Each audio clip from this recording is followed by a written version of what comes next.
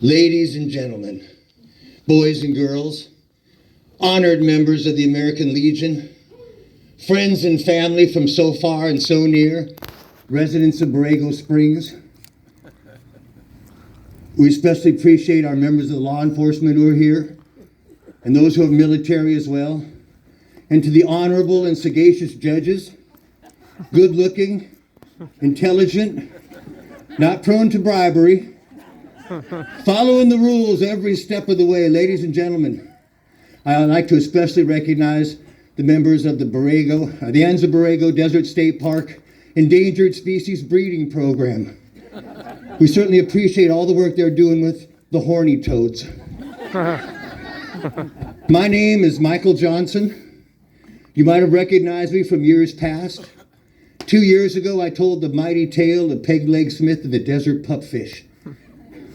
And last year, it was my honor to compete once again, and I told the story of Peg-Leg Smith and the mole men of the Mojave.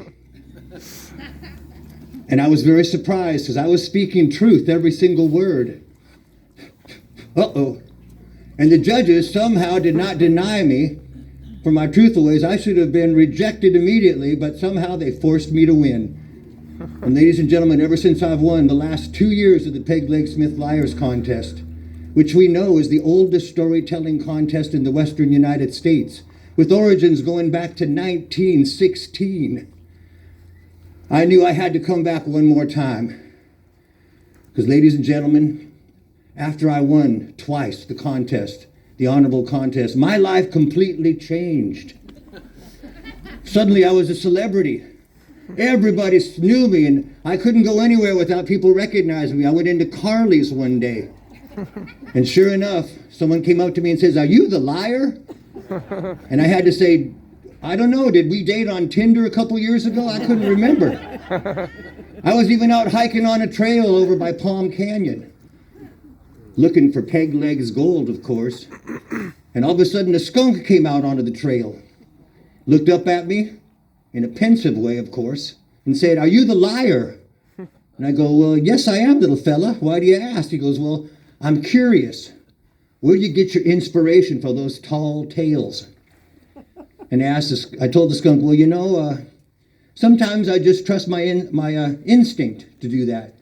And the skunk looked back at me and says, "Well, you know, my instincts too, but it don't tell me anything." But ladies and gentlemen, you probably noticed that I am without sight and I'm blind. Because what happened was, last year I was so filled with enthusiasm about Peg-Leg Smith that I traveled out in search of the lost mine, looking for the telltale signs of the peg legs on the trail and the black gold on the hill. And you wouldn't believe what happened. I was over by Goat Trestle Canyon, and it was a moonlight night, just like tonight, not much moon. It was very dark. And suddenly I heard a whirling noise, a strange whirling noise, and I looked around to see if there might be a Tesla near me, but I didn't see that. But then there was a bright light in the sky, so bright it nearly blinded my eyes. I thought, oh my God, aliens have come from another planet here to Borrego Springs. And I was certainly right, because, ladies and gentlemen, it was an ice helicopter. And it was chasing aliens on the trail, and I think they were running for their lives heading to sanctuary in Slow-Jamanistan, a province somewhere near here in the desert. Anyways, one of them accidentally bumped me off the trail. I fell down 300 yards off a cliff. Luckily, a cactus broke my fall. But sadly, my head bumped against a rock and both of my eyeballs popped out. Now, I know you're probably thinking, maybe he's telling a tall tale. But ladies and gentlemen, I assure you, both eyeballs are not there, except for fake eyeballs. Let me show you right now. I'll remove one of them.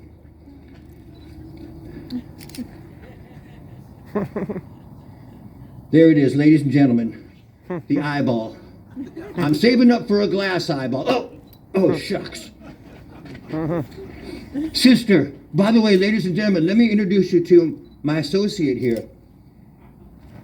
Sister Mary Virgin Cleopatra Gomorrah. She is from the Slab City Synagogue. You might have seen her at the Borrego Springs or out at Salton Sea doing her mission. Near Bombay Beach, the blessing of the dead fish. Sister, would you be kind enough to pick up my eyeball in the sand? I can't quite find it.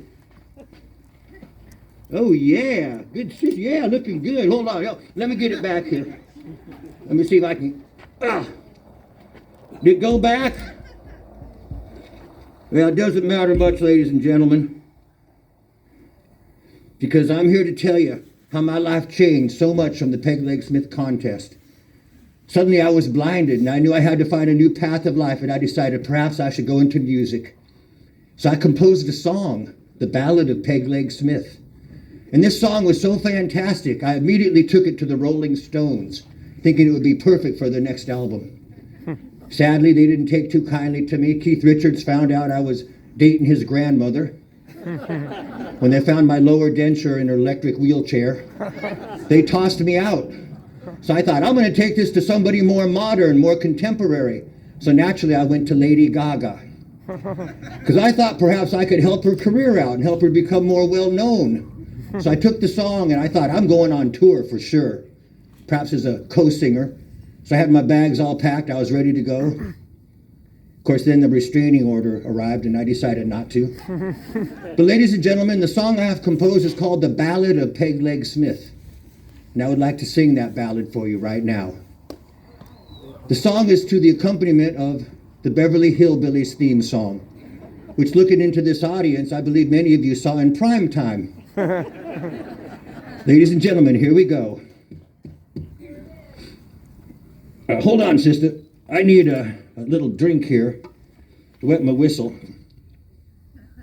Would you kindly put this away, please? Ladies and gentlemen, the good sister has consented, since there are children in the audience, to keep me on the straight and narrow path so I do not deviate from things that might be inappropriately spoken. I trust that she will do the right thing to help me out. Ladies and gentlemen, here we go, the Ballad of Peg Leg Smith.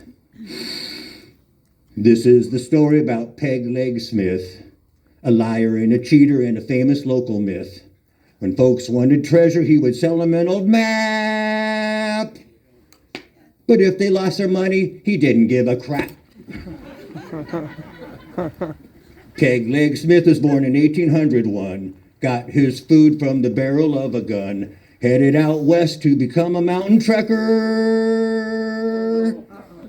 Lost himself a leg, but he didn't lose his... Hold on, never mind. Straight and narrow path, of course. Peg Leg Smith lived near Maidenhair Falls, slept on a bed of spiky cholla balls, rested on a pillow made of baby eagle feather, snuggled in a blanket made of rattlesnake leather. Peg Leg Smith loved the desert pup fish. Pup fish tacos was his favorite local dish. Peg Leg Smith loved the endangered bighorn sheep, roasted and assaulted in a steamy meaty heap. Peg Leg Smith formed Carrizo Badlands when he ate a granite mountain and he crapped it out in the sand. Peg Leg Smith formed the Yellow Salton Sea when he drank a keg of whiskey and he took a mighty... Peg Leg Smith knew the Indians far and near, kidnapped their children for $20 an ear. Peg Leg Smith knew the ranchers all around, rustled up their cattle for 20 cents a pound. Uh-oh, sister. I seem to have lost a body part. Would you kindly help me? Ooh, looking good, yeah. Oh, no. Here we go. Let's put this on now. Ladies and gentlemen, for the last stanza. Peg Leg Smith stopped eating peyote when he woke up naked with a smiling coyote. Peg Leg Smith made Borrego history. We never found his mine, but we loved his mystery. Thank you very much. Thank you. Thank you very much.